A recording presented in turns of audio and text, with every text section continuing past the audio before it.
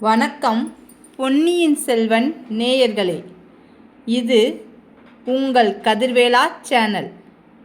வரலாறு பேசும் இடம், சதி உயிர்ப்பெடுக்கும் களம்.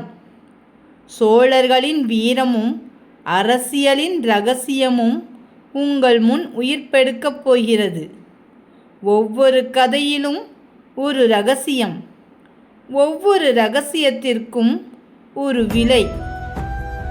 மறைக்கப்பட்ட சதி, ஒரு பேரரசின் ஆரம்பம். பொன்னியின் செல்வன் கதையின் ஆழம், உணர்ச்சியும் சதியும் கலந்து உங்கள் முன் உயிர்ப்பெடுக்கும் உங்கள் கதிர்வேலா சேனலில். ஒரு இரகசிய ஓலை, அபாயகரமான முத்திரை மோதிரம். அதை கொடுத்தவரும் அபாயகரமானவர்தான். சோழ நாட்டின் நடுவே நடக்கும் ஒரு மறைமுக சதி. இந்த தவறு ஒரு பேரரசையே குலுக்கப் போகிறது. இது சாதாரண கதையில்ல, சோழ வரலாற்றின் மிக ஆபத்தான தருணம். இவ்வாறாக வந்தியத்தேவன் தஞ்சை கோட்டையின் அருகில் நின்று கொண்டு தஞ்சை கோட்டைக்குள் இருந்து வரும் வேளக்கார படை வீரர்கள் வெளியே வருவதை கவனித்து கொண்டிருந்தான். அந்த தருணத்தில், அதே நேரத்தில் ஓரமாக நின்று கொண்டிருந்த பூக்கார இளைஞனை பார்த்தான். அந்த வீரர்கள் முழுவதும் வெளியேறியவுடன் தஞ்சை கோட்டைக்குள் நுழைய வேண்டும் என்ற எண்ணத்தில் அமைதியாக காத்து கொண்டிருந்தான்.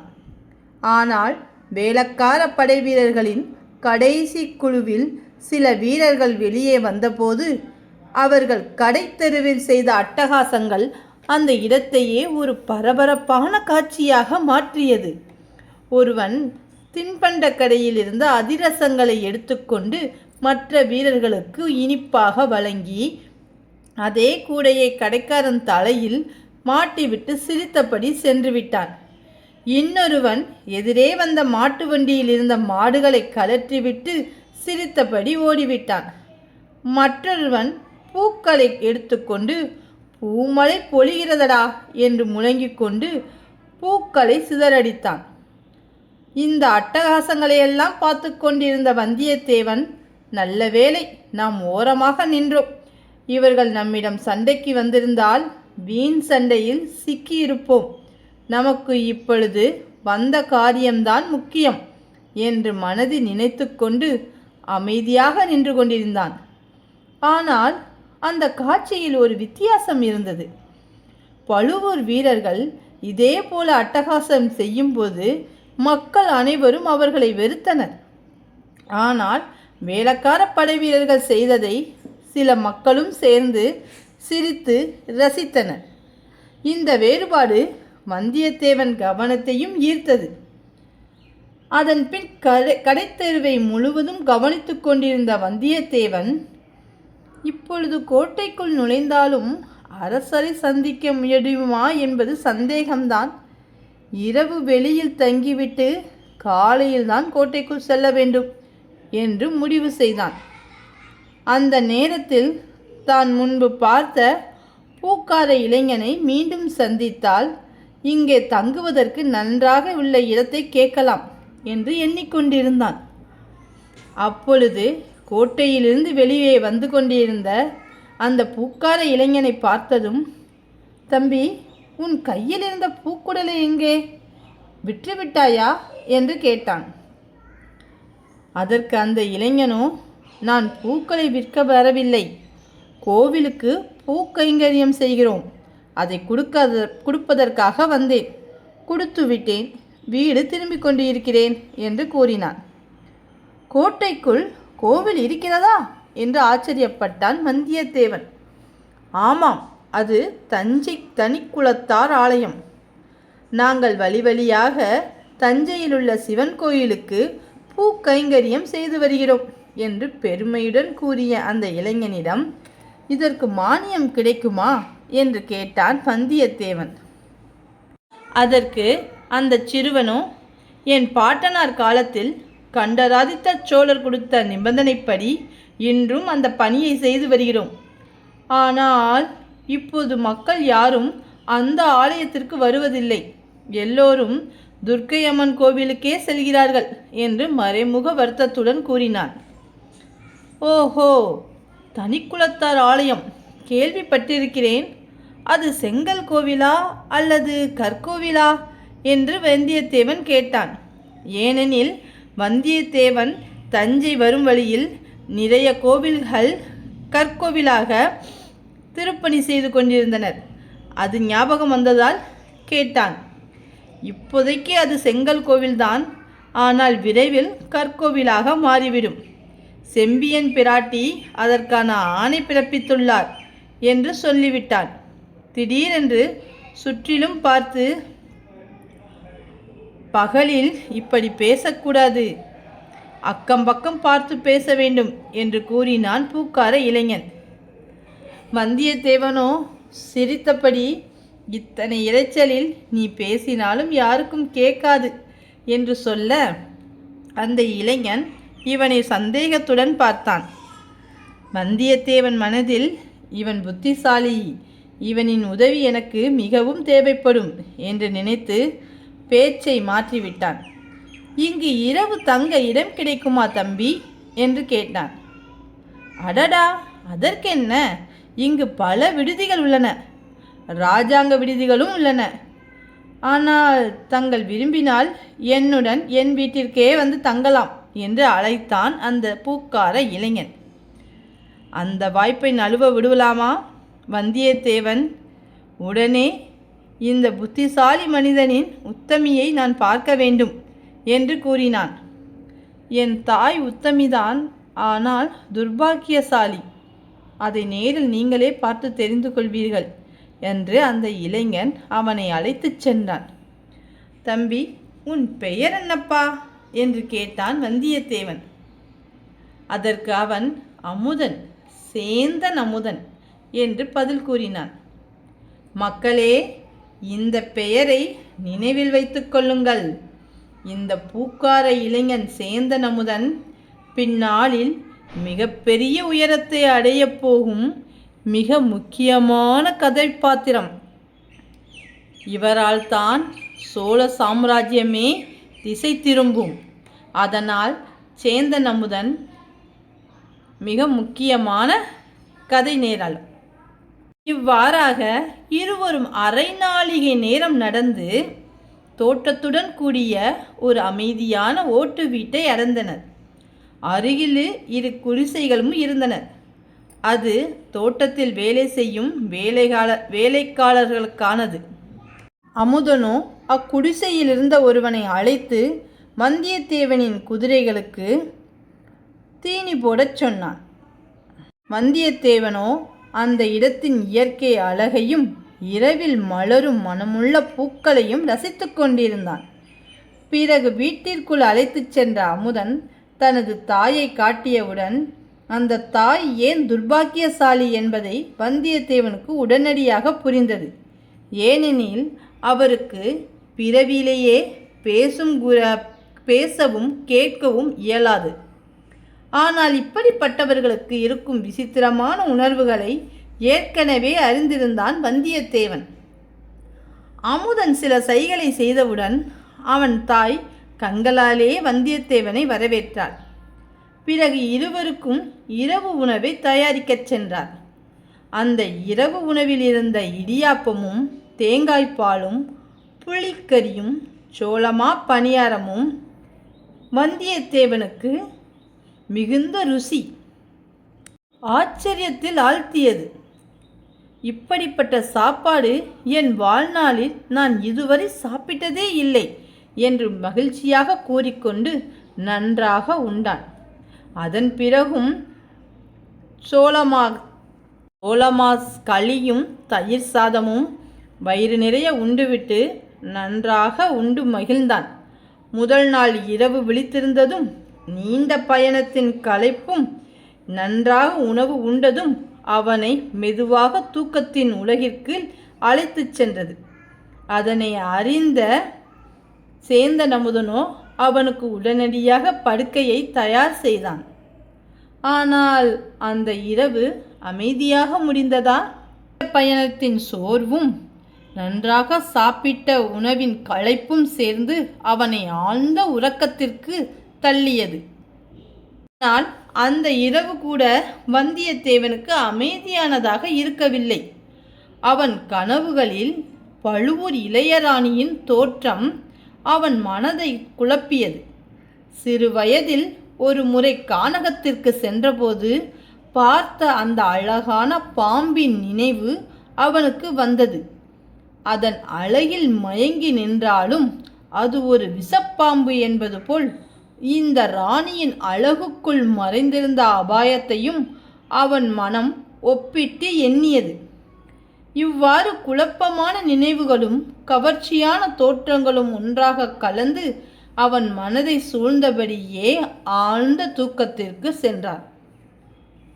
சூரியன் எழுந்து வெளிச்சம் பரவிய பிறகும் கூட அவன் விழிக்கவில்லை. மெதுவாக விழித்த போதும் படுக்கையை விட்டு எழுந்திருக்க மனமில்லாமல் சோம்பலுடன் அப்படியே படுத்திருந்தான். அந்த நேரத்தில் காக்கைகளின் குரலும் குயில்களின் இனிய பாடலும் மலர்களின் மனமும் இளமையான காற்றின் தென்றலும் அவன் மனதை ஒரு இனிய அமைதிக்குள் ஆழ்த்தியது. இந்த இனிய சூழலில் தோட்டத்திலிருந்து எழுந்த ஒரு பாட்டு அவன் காதுகளில் விழுந்தது. பொன்னார் மேனியனே புலித்தோலை அரைக்கசைத்து என்று ஒலித்த அந்த பாடல் பாடிக்கொண்டிருந்தது வேறு யாருமல்ல, நம் சேந்தன் அமுதன்தான். நேயர்களே, இந்த பாடலும் மிகவும் முக்கியமானதுதான். ஏனால் இந்த பாடலில் ஒரு முக்கியமான ரகசியம் ஒளிந்துள்ளது.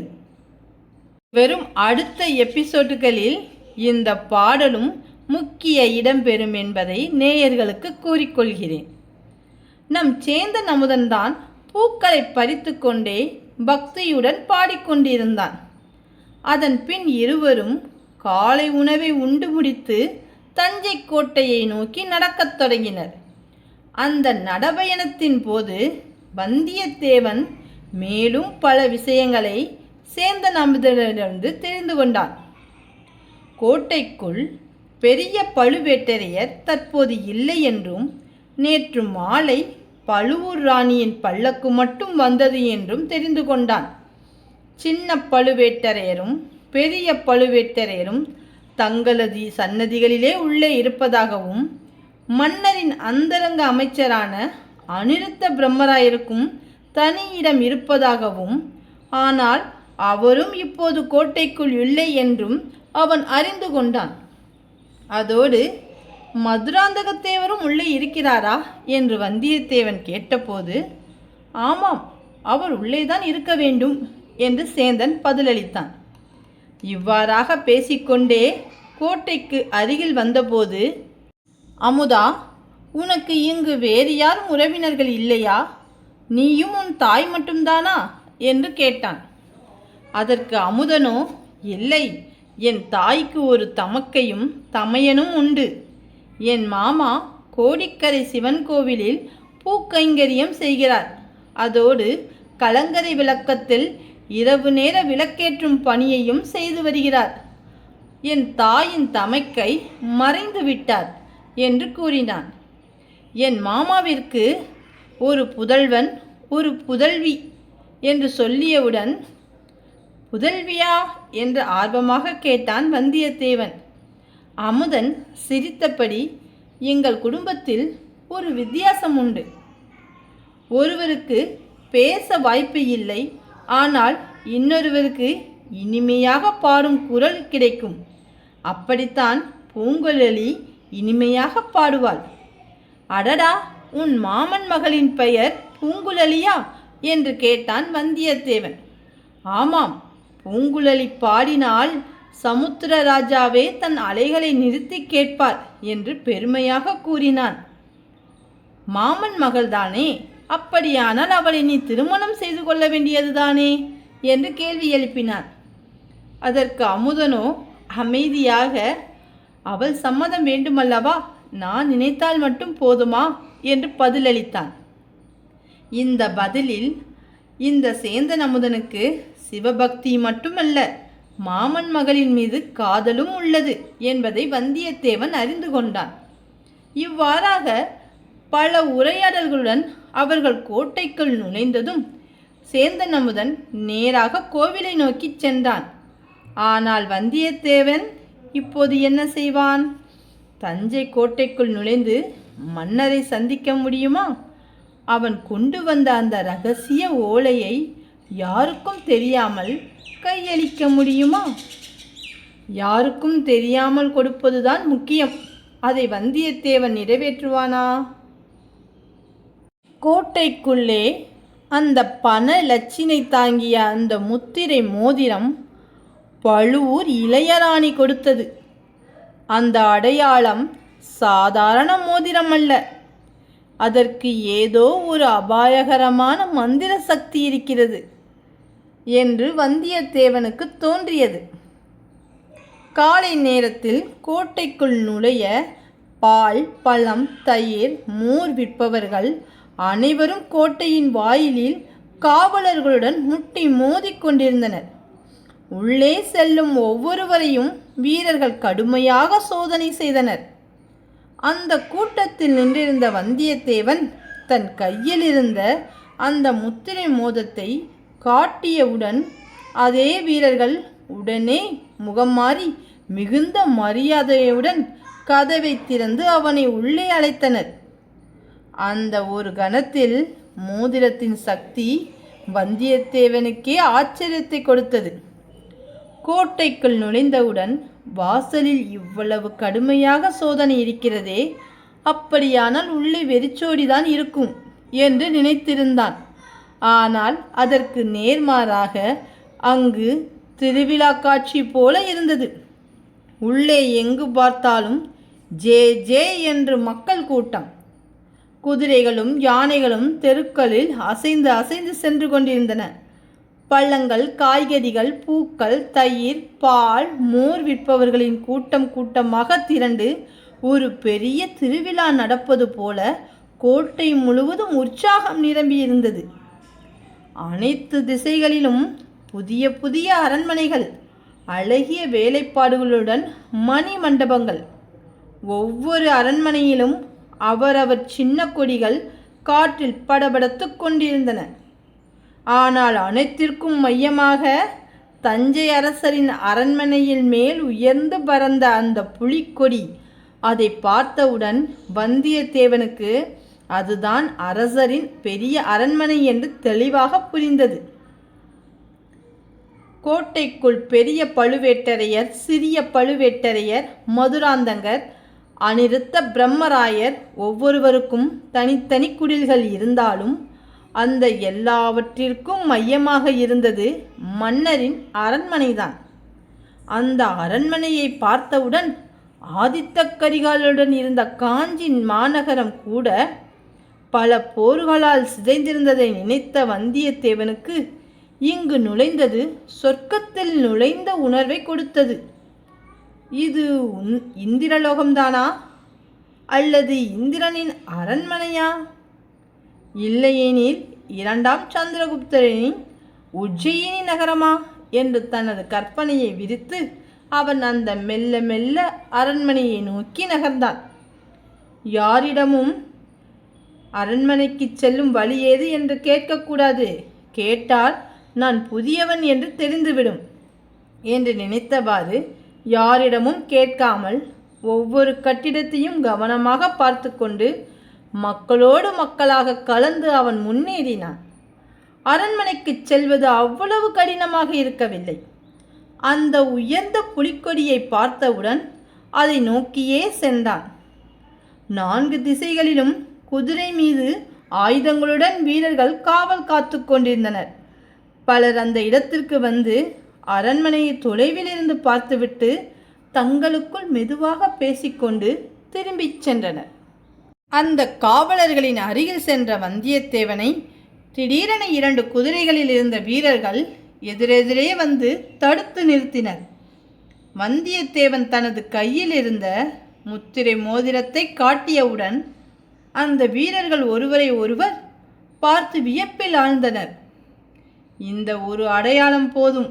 உடனே அவர்கள் மிகுந்த மரியாதையுடன் அவனை உள்ளே அனுமதித்தனர். ஆனால் உள்ளே சென்ற பிறகும் ஒரு கேள்வி அவனை விட்டு போகவில்லை. மன்னரை எப்படி சந்திப்பது? அடடா, வானர் குலத்தும் மூளையே, உன் கற்பனா சக்தியை அவிழ்த்துவிடு. இப்போது பயன்படுத்த வேண்டிய நேரம். எப்படியாவது பெரிய பழுவேட்டரையர் வருவதற்குள் மன்னரை சந்தித்து ஓலையை கையளித்து ஆதித்த கரிகாலன் வாய்மொழியாய் சொன்ன செய்தியையும் கூறிவிட்டு வெளியேற வேண்டும் என்று தனது மனசாட்சியுடன் பேசிக்கொண்டே அவன் முன்னேறினான். அந்த நேரத்தில் அவன் பின்னால் திருநீறு, சந்தனம், குங்குமம் அணிந்த புலவர்கள் கூட்டம் ஒன்று வந்தது. அவர்கள் மன்னரை சந்திக்க வந்துள்ளனர் என்று கூறியவுடன் காவலர்கள் அவர்களை உடனே அனுமதித்தனர்.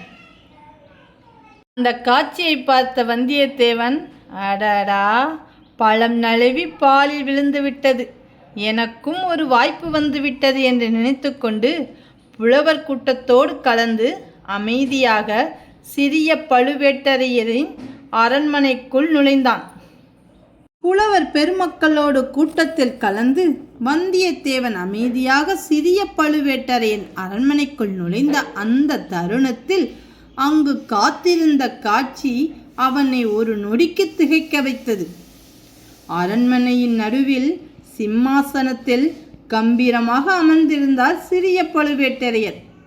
அவரின் அருகில் வெண்சாமரம் வீசும் வேலையாட்கள், ஓலைகளை வாசிக்கும் அதிகாரி, கணக்குகளை சொல்லும் கணக்கர், பணிகளுக்காக காத்திருந்த வேலையாட்கள் எல்லோரும் சேர்ந்து அந்த இடத்தை ஒரு அதிகார மையமாக மாற்றியிருந்தது. வந்தியத்தேவனுக்கு கூட தன்னுடைய இயல்பான தைரியத்தை மறந்து மிகவும் பணிவுடன் அவரின் முன் நின்றான். வந்தியத்தேவனை கண்டவுடன் சிறிய பழுவேட்டரையர் முகத்தில் மகிழ்ச்சி. தம்பி, நீ யார்? எங்கிருந்து வருகிறாய்? ஏனெனில் வீர வாலிபர்களை கண்டாலே அவருக்கு மிகுந்த மகிழ்ச்சி ஏற்படும். அவர்களை தன் படையில் இழுத்து கொள்ளும் ஆசையோ அவருக்கு அதிகம். ஐயா, நான் காஞ்சியிலிருந்து ஓலை கொண்டு வந்துள்ளேன் என்று வந்தியத்தேவன் கூறினான். உடனே முன்பிருந்த அந்த மகிழ்ச்சி மாறியது. சிறிய பழுவேட்டரையர் முகத்தில் சில சுருக்கங்கள் ஏற்பட்டன. அப்படியா, கொடு பார்ப்போம் என்று அவர் கேட்டபோது அமைதியாக, ஐயா, இந்த ஓலை சக்கரவர்த்திக்கு என்று கூறினார். உடனே சிறிய பழுவேட்டரின் குரல் கடினமாகியது. என்ன, என் மேல் நம்பிக்கை இல்லையா? ஆதித்த கரிகாலன் அப்படி சொன்னானா என்று கோபத்துடன் கேட்டார். அதற்கு வந்தியத்தேவன் மிகுந்த நிதானத்துடன், ஐயா, இளவரசர் அப்படி சொல்லவில்லை. தங்களது தமையனார் பெரிய பழுவேட்டரையர் அப்படித்தான் கூறினார். இதோ அவர் அனுப்பிய அடையாளம் என்று முத்திரை மோதிரத்தை காட்டினார். சிறிய பழுவேட்டையர் சற்று அமைதியானார். பின்னர் அவரை எங்கு சந்தித்தாய் என்று கேட்டார். நம் கடம்பூரில் அவரை சந்தித்தேன். அப்படியா? அன்று இரவு யார் யார் வந்திருந்தார்கள் என்று ஆர்வத்துடன் கேட்டார்.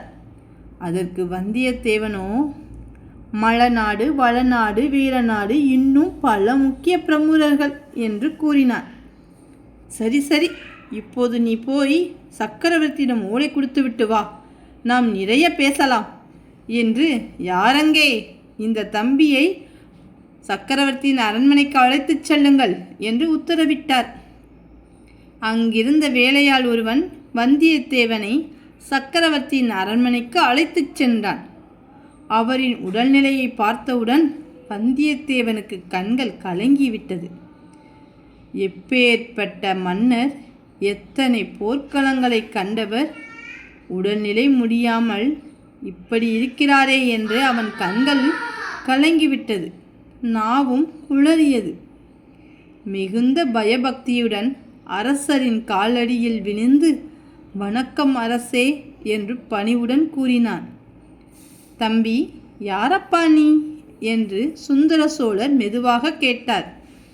நான் காஞ்சியிலிருந்து வருகிறேன் என்று கூறியவுடன் காஞ்சி என்ற பெயரை கேட்டதும் சக்கரவர்த்தியின் முகத்தில் மென்மையான புன்முறுவல் மலர்ந்தது. அவர் அருகிலிருந்த உடைய பிராட்டி, உடைய பிராட்டி என்பது மன்னனின் சக்கரவர்த்தினியை அப்படி அழைப்பது உண்டு. அந்த காலத்தில் மலையமான் புதல்வியான வானமாதேவியை அழைத்து, தேவி, உமது புதல்வன் ஓலை அனுப்பியுள்ளான், எடுத்து வாசித்துப்பார் என்று கூறினார். அந்த ஓலையை வாசித்தவுடன் என் முன்னோர்கள் எல்லாம் தில்லையில் பொன்னம்பலத்திற்கு பொற்கூரை வேந்தனர். ஆனால் என் மகனோ காஞ்சியில் நமக்காக பொன் மாளிகை கட்டியுள்ளானாம். இந்த பாவத்திற்கு நான் என்ன பரிகாரம் செய்வது என்று முகம் வாடிக்கொண்டே கூறினார். அந்த தருணத்தில் வந்தியத்தேவன் தன்னை கட்டுப்படுத்த முடியாமல், நம் இளவரசர் ஒன்றும் தவறு செய்யவில்லை ஐயா. தாய் தந்தைதான் அவருக்கு முதல் கடவுள். அதனால் அவர் தன் தாய் தந்தைக்காக பொன் மாளிகை கட்டியுள்ளார். இதில் தவறென்ன என்று துணிச்சலுடன் கூறினான். கேட்ட சுந்தர சோழர் ஆச்சரியத்துடன், நீ வாயுள்ள பிள்ளையப்பா, நீ யாரப்பா? உன் போன்ற நண்பன் என் மகனுக்கு அருகில் இருந்தால் அவனை பற்றி நாங்கள் கவலைப்பட வேண்டியதே இல்லை என்று கூறினார்.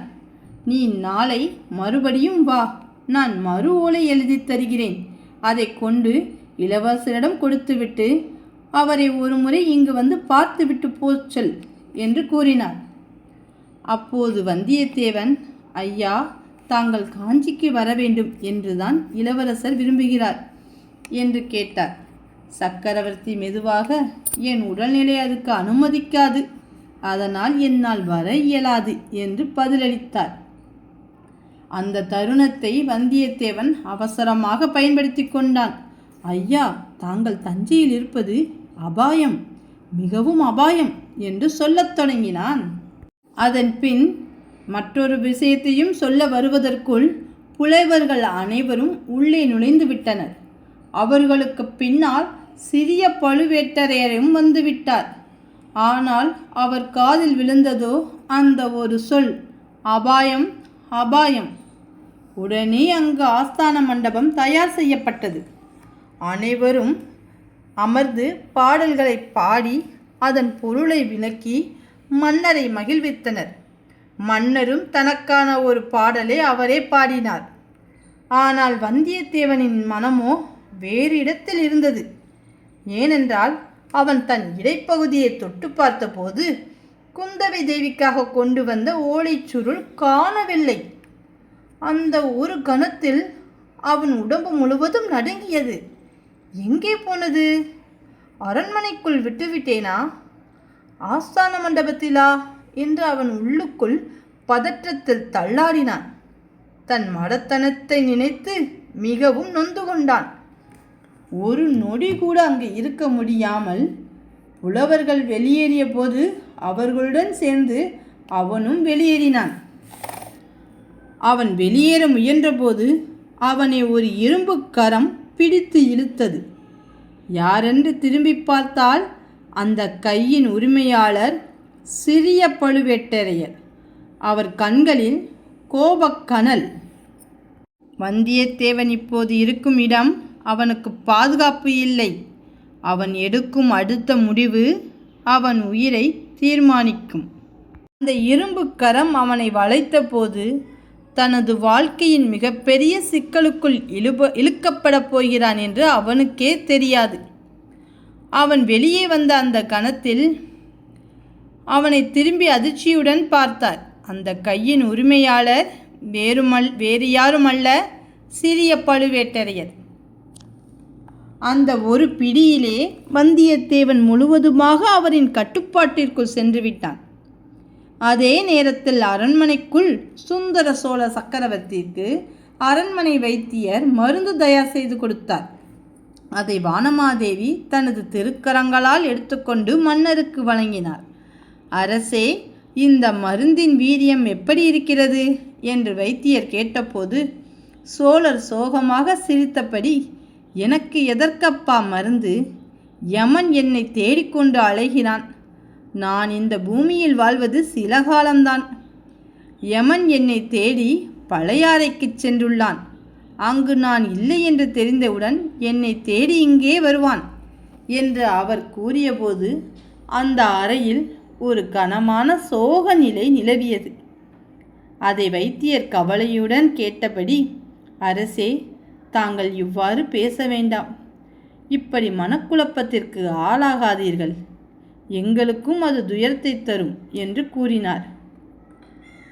அந்த நேரத்தில் சுந்தர சோழர் தனது குலத்தை நினைத்து பெருமையாக பேசத் தொடங்கினார். என் பெரிய தகப்பனார் கண்டராதித்த சோழர் சிவபக்தியில் மூழ்கியவர், பல சிவாலயங்களை கட்டியவர், மேற்கு கடற்கரையில் தல யாத்திரையில் உயிரிழந்தவர். என் பெரிய பெரிய தகப்பனார் ராஜாதித்யர் போர்க்களத்தில் வீரம் மரணம் அடைந்தவர், யானை மீது துஞ்சிய தேவர் என்று பெருமையுடன் கூறியார். ஆனால் எனது நிலையோ நோயால் படுக்கையிலே கிடக்கிறேன். நோய்வாய்ப்பட்டு துஞ்சிய சுந்தர சோழர் என்ற பெயரே எனக்கு வரப்போகிறது என்று கூறியபோது அந்த வார்த்தைகள் அங்கே இருந்த அனைவரின் மனதையும் கிழித்தது. சிறிய பழுவேட்டரையரோ உடனே, அரசே, காஞ்சியிலும் அபாயமில்லை, தஞ்சையிலும் அபாயமில்லை. ஆனால் இந்த வாலிபன் தங்களுக்கு அபாயம் என்று கூறுகிறான். அது என்னவென்று கேட்கலாமா என்று சுட்டிக்காட்டினார். அதை கேட்ட சுந்தர சோழரோ, ஆமாம் தம்பி, நீ ஏதோ அபாயம் என்று சொல்லி கொண்டிருந்தாயே, அது என்ன என்று கேட்டார். அந்த கேள்வி வந்தவுடன் வந்தியத்தேவன் ஒரு நொடி யோசித்தான். இப்போது உண்மையை சொன்னால் சூழ்ச்சி உருவாகும் என்று எண்ணி, ஐயா, நான் அபாயம் என்று சொல்லவில்லை, அபயம் அபயம் என்றுதான் கூறினேன். நான் வானர் குலத்தைச் சேர்ந்தவன், தங்களுக்கு விசுவமாக இருக்க விரும்புகிறேன். எனக்கு அபயம் அளிக்க வேண்டும் என்றுதான் கூறினேன். இந்த பதிலை கேட்டவுடன் சுந்தர சோழர் சிரித்தபடி, நல்ல பிள்ளையப்பா நீ, என் மகனின் நண்பனாகவே இரு என்று மகிழ்ச்சியுடன் கூறினார். வந்தியத்தேவன் வாய்ப்பை விடாமல், ஐயா, எனக்கு சில கிராமங்களை அளித்தால் நான் உங்களுக்கு பணிவான விசுவாசியாக இருப்பேன் என்று கூறினான். அருகில் இருந்த வானமாதேவியை பார்த்து, அம்மா, பார்வதி தேவி பரமசிவனுக்கு பரிந்து பேசுவது போல, லக்ஷ்மி தேவி விஷ்ணுவிடம் பரிந்து பேசுவது போல தாங்கள் எனக்காக மன்னரிடம் பரிந்து பேச வேண்டும். நான் தாய் தந்தையற்றவன் அல்லவா? தாங்கள்தான் எனக்கு ஆதாரம் என்று உணர்ச்சியுடன் வேண்டுகோள் வைத்தான். இந்த பையன் மிகவும் புத்திசாலி என்று அரசியார் சிரித்தார். இந்த எல்லாவற்றையும் கவனமாக பார்த்து கொண்டிருந்த சிறிய பழுவேட்டரையரின் கண்களில் சந்தேகம் மேலும் மேலும் அதிகரித்து கொண்டே இருந்தது. வானமாதேவியோ இவனுக்கு நாளை மறு ஓலை கொடுத்து அனுப்பலாம் என்று கூறினார். அதற்கு பழுவேட்டரையரோ, அரசே, இந்த தம்பி நீண்ட பயணம் செய்துள்ளான், சிறிது நாட்கள் ஓய்வு எடுக்கட்டுமே, நாம் வேறு ஒருவரின் மூலம் ஓலை அனுப்பலாம் என்று கூறினார். அதையும் சுந்தர சோழர் ஒப்புக்கொண்டார். அப்போது அரசர், இவன் நம் விருந்தாளி, இவரை நாம் நன்றாக கவனிக்க வேண்டும் என்று மன்னர் உத்தரவிட்டார். அதற்கு சிறிய பழுவேட்டரையரோ, நிச்சயமாக நான் மிகவும் நன்றாக கவனிக்கிறேன் என்று கூறிக்கொண்டே தனது மீசையை மெதுவாக முறுக்கிக் கொண்டார். அந்த சிரிப்பின் பின்னால் மறைந்திருந்த மர்மம் என்ன? கவனிப்பு என்ற வார்த்தை பாதுகாப்பா இல்ல அபாயமா? சிறிய பழுவேட்டரையர் காவலாளியை அழைத்து, இவனை என் அரண்மனைக்கு அழைத்துச் செல்லுங்கள் என்று உத்தரவிட்டார். வந்தியத்தேவன் அங்கிருந்து வெளியேறியதும் ஒரு வேலையாள் ஓடி வந்து, ஐயா, இது ஆஸ்தான மண்டபத்திற்கு செல்லும் வழியில் கிடைத்தது என்று ஒரு ஓலையை ஒப்படைத்தான். இப்போது போகும் அந்த தம்பியிடமிருந்துதான் விழுந்திருக்க வேண்டும் என்று கூறினான். அந்த ஓலையை வாங்கி படித்த சிறிய பழுவேட்டரையர், அவரின் கண்கள் ஒரு கணம் கொடூரமாக மாறியது.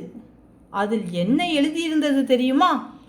ஆதித்த கரிகாலன் தனது தமக்கையான குந்தவை தேவிக்கு எழுதியிருந்த இரகசிய ஓலை.